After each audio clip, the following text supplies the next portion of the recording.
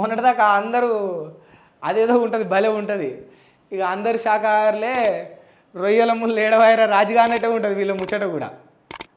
ఏంటంటే అందరూ బీసీల కోసమే పోరాటోళ్ళు. ఇప్పుడు సింపుల్గా ఏమంటారు తెలుసా, ఇప్పుడు వీళ్ళు ఏమంటారు కాంగ్రెస్ వాళ్ళు, అసలు బీసీల కోసం పోరాడుతుందే మేము, బీసీలను గుర్తించిందే మేమని వీళ్ళు అంటారు.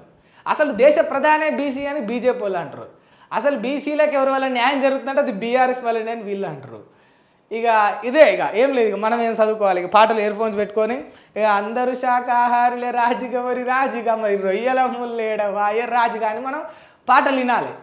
అంతే, ఏముండదు. ఇక వీడు అందరు బీసీలే, ఈయన బీసీ, ఆయన బీసీ, ఆయన బీసీ, అందరు బీసీలే, అందరు బీసీల కోసం కొట్లాడటోళ్ళే.